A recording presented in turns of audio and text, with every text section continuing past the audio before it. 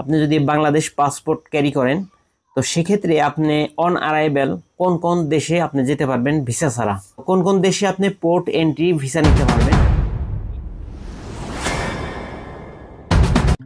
আসসালামু আলাইকুম, কাছে ও দূরে যারা অনলাইন আছেন সবাইকে প্রীতি ও শুভেচ্ছা। প্রবাসী কল্যাণের আরো একটা গুরুত্বপূর্ণ ট্রাফিক সেট প্রোগ্রামে আপনি স্বাগতম দে।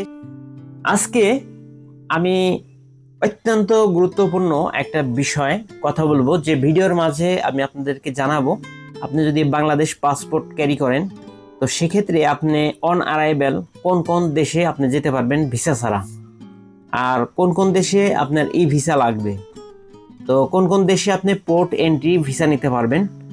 এই বিষয়গুলো আপনি সম্পূর্ণ ভিডিও দেখলে আপনার ক্লিয়ার হয়ে যাবে ইনশাল্লাহ। বিশ্বের মধ্যে সবচেয়ে শক্তিশালী পাসপোর্ট হচ্ছে সিঙ্গাপুরে, সাউথ এশিয়ার মধ্যে।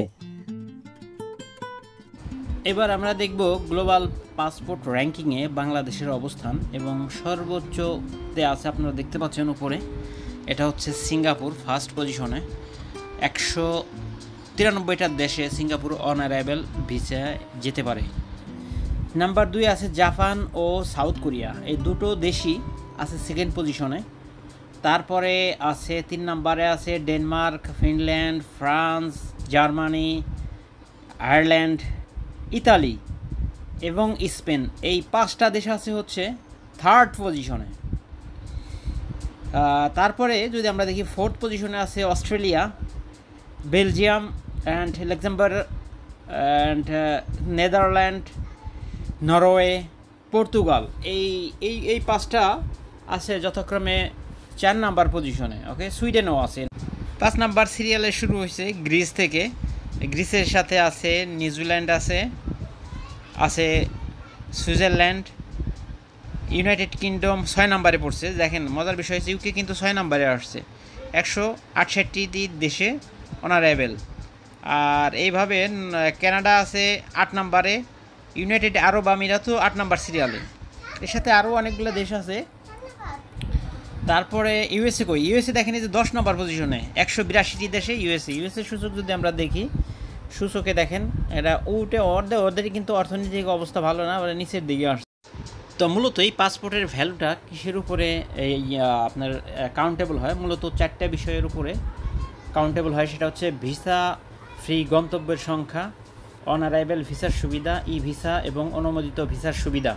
4 নাম্বার হচ্ছে আন্তর্জাতিক গ্রহণযোগ্যতা, অর্থাৎ পাসপোর্টের ভ্যালু। এখানে যা আছে তার মধ্যে 4 নাম্বার সবচেয়ে উল্লেখযোগ্য, যে একটি দেশের পাসপোর্ট বিশ্বের বিভিন্ন দেশে কতটা গ্রহণযোগ্যতা গ্রহণ করে, ওইটার উপর নির্ভর করে পাসপোর্টের মূলত র্যাঙ্কিং তৈরি হয়।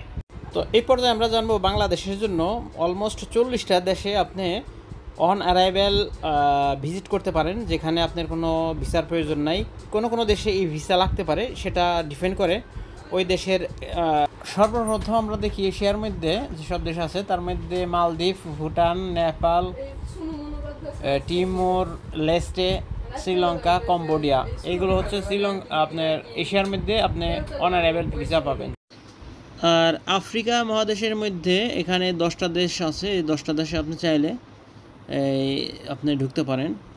এছাড়া ল্যাটিন আমেরিকার মধ্যেও কয়েকটা দেশ আছে, বলিভিয়া আছে, সুরিনাম আছে, ফ্রান্সিস গায়ানা আছে। এগুলো তো আপনি চাইলেও অনারাইভেল ভিসা নিতে পারেন।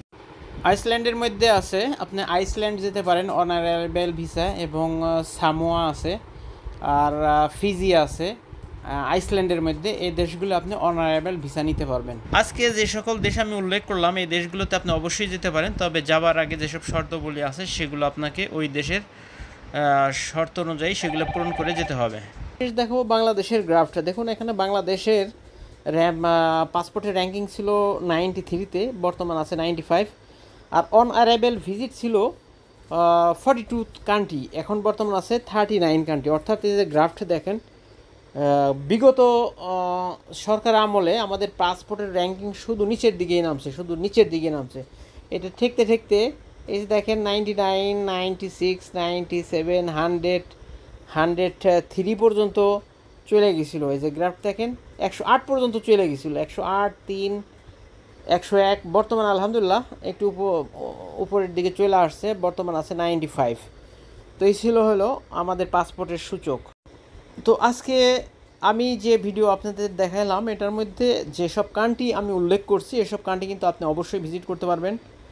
বাট ভিজিট করার আগে যেসব ক্রাইটেরিয়া যেসব ডিমান্ড থাকে ওই কান্ট্রির আপনি এগুলো পুরো করে গেলে অবশ্যই আপনি ভিজিট করতে পারবেন। আর হচ্ছে যাওয়ার আগে মেক শিওর করতে পারেন আপনি যে ওই দেশের এম্বাসি অর্থাৎ ইমিগ্রেশন বরাবর আপনি মেল করলে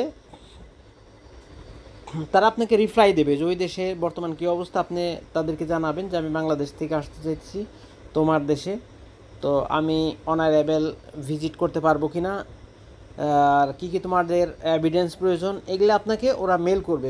মেল করলে আপনি মেক শিওর করে তারপরে টিকিট কেটে আপনি কিন্তু অনারেবল ইনশাআল্লাহ আশা করি যেতে পারেন।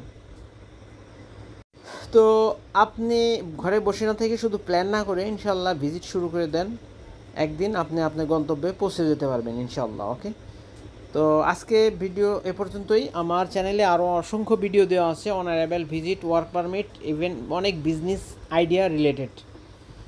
তো আপনি ওগুলো ভিজিট করে আসতে পারেন। আপনার একটা পদক্ষেপ নিলে আপনার লাইফ চেঞ্জ হতে পারে ইনশাআল্লাহ। আমি কিন্তু প্রত্যেকটা ভিডিওই আপনাদেরকে এভিডেন্স সহ আপনাদের সামনে তুলে ধরার চেষ্টা করি যাতে আপনারা বিভ্রান্ত না হন। তো চ্যানেলটা যদি আপনারা সাবস্ক্রাইব করে থাকুন তাহলে অসংখ্য ধন্যবাদ, আর না করে থাকলে নিজের প্রয়োজন মনে করে সাবস্ক্রাইব করে রাখুন, আপনার ইনশাল্লাহ উপকারে আসবে। তো আজকে এ পর্যন্তই, দেখা হচ্ছে আবার নতুন কোনো এপিসোডে, নতুন কোনো দেশ নিয়ে, নতুন কোনো বিষয় নিয়ে। সবাই সুস্থ থাকুন, সবার জন্য দোয়া ভালোবাসা রইল, আমার জন্য দোয়া রাখবেন। আল্লাহ হাফেজ, সালামু আলাইকুম।